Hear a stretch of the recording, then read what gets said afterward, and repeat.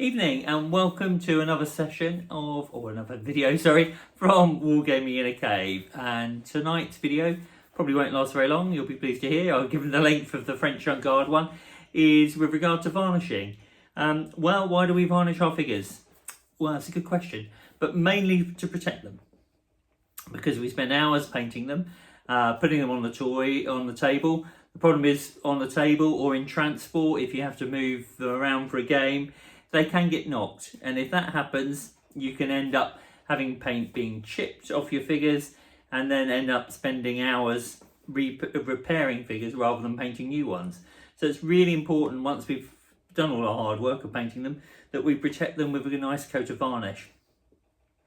I sort of see it as an insurance policy that the figures will last me well into my dotage and well into my wargaming retirement, which hopefully is not too far away, but anyway, they'll last me the rest of my lifetime, which is the important thing.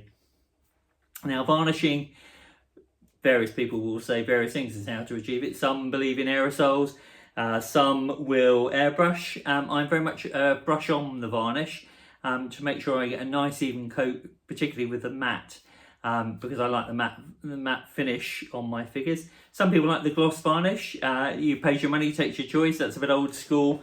I do like it occasionally in the pictures, but I like my figures on the table to be matte. So the best way that I found to do it is to brush on the varnish. And for the gloss, I use this, which is Dahlia Rowney acrylic medium soluble gloss varnish. And now I've just noticed that I don't have much left, but hopefully I have enough left to gloss varnish this the remnants of this French Young Guard battalion that I've just painted. And then once I've brushed that on and let it dried, I shall then be using for the matte varnish this by Winsor & Newton Gallia matte varnish, again acrylic medium. This is excellent, recommended to me by Don McHugh. Hopefully if you're watching this, Don, get well soon. He again is a wargame acquaintance on Facebook, lots of excellent recommendations, and he recommended it, and I have to say the finish is really good.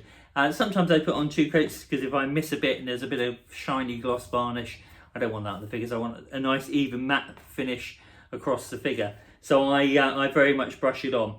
So as far as how we do it, what we have is a nice fluffy brush. I tend to use the same brush all the time for varnishing. I can know it's varnishing because it's got dried varnish all down the handle. There might be another way of marking it perhaps, but that's how I know which one it is. I also keep the white spirit in a separate jar. You don't want to end up drinking the white spirit, not good for the lifetime of a wargamer, so something to be avoided. Let's get started and show you how I do it. Okay, and off we go. As ever, when you're working with varnish, always give it a good shake. Just what I'm doing now, and then I'll need to order some more. So I've got some for the next battalion when they finish. Hopefully, as I said, there'll be enough here, but there'll certainly be enough for you to see how I gloss varnish. So, because I painted on, it's literally, sorry, you won't be able to see that, but that's what I'm doing slightly off camera. So then I take my figure like that and literally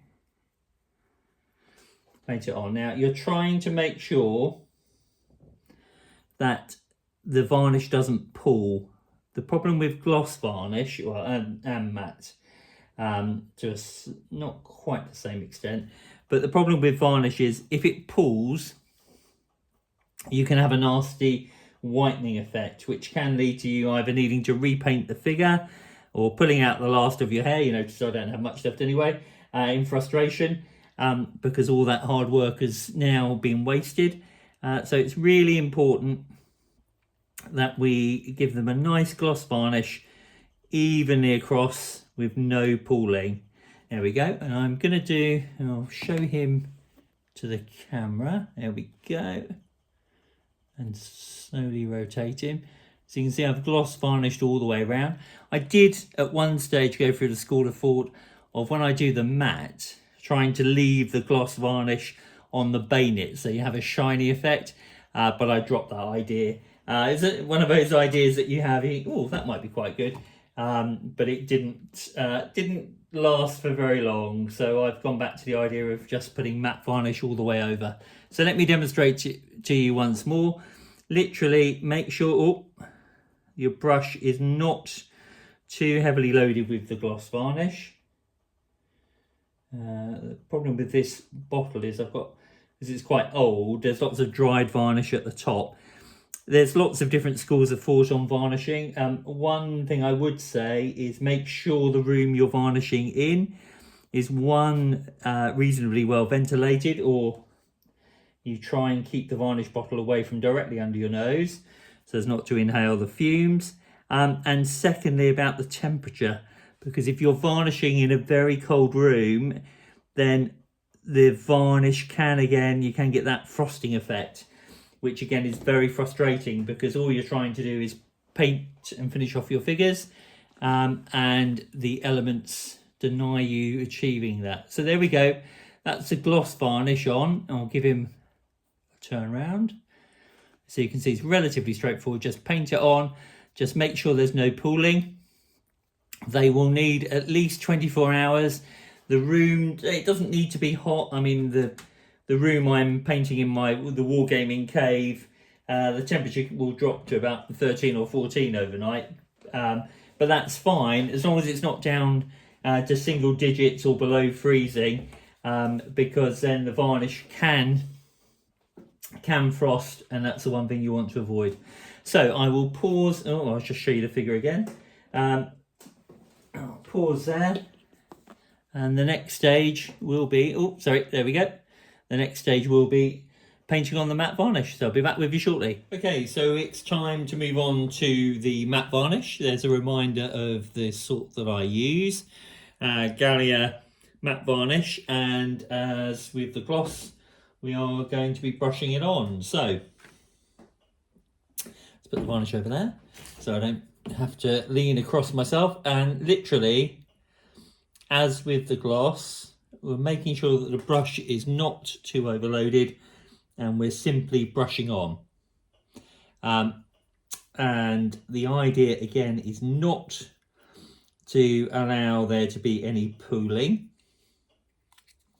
I tend to, as you can see, brush down the figure, which is why it's important that your brush isn't overloaded, because if you do overload it, you can then get pooling around the ammo boxes and straps, etc, etc. And there we go, it's as simple as that. So there's that figure with a matte varnish on. Now again, they need about 24 hours to dry before you can consider basing them, but as I said previously, there may be a need to go back over to give them a second coat. I'm just going to demonstrate for you again how I do it. It's relatively straightforward. There's no great magic to it. Make sure there's not too much varnish on your brush. Stroke down, avoid any pooling. Keep the brush moving. That helps avoiding pooling. And as I said to you earlier, I had that idea about bayonets, but it never really came to pass. So you could give it a go and let me know if it works. But it's not one that I followed up on the idea with. So there we go. And there is the matte varnished figure. I'll hold him up so the camera can see him. There you go. Now, I'm going to let him dry, and then before I finish this video, I'll just come back and make sure he doesn't need a second coat. And actually, in turning him round so I could show him to the camera, I've noticed a little bit of pooling. So I've been able to resolve that by brushing off the excess. So there we go. Live demonstration as to how to varnish. Okay, any questions as ever, feel free to ask them in the comments and I will do my best to answer them. And I'll just round up this video shortly once I've checked how that dries. Back shortly. Okay, so the matte varnish is dried, and now the final part of the process is I check to see if I need to go back over them again because sometimes when you look at the figure, you'll notice if there are large areas of gloss varnish, then you'll just want to mat that down and make sure that it doesn't catch the eye when they're on the table. So what I do is I inspect the whole battalion, as you'd expect being a commander, to make sure that there's no shiny patches. If I find one or two, I tend to let it go. If it's small areas, I don't worry about it because I want to get them on the table. If you come across a soldier where there's a large area of gloss, then you're going to need to get the mat back out again. But it's exactly the same process. I tend to just remat the figures that need it rather than doing the whole unit. But I've been through my 24 figures, which I've been doing here because I've already done the first 12, and none of them need large rematting, which is really good, and also testimony again to the quality of the gloss of the matte varnish, which is excellent.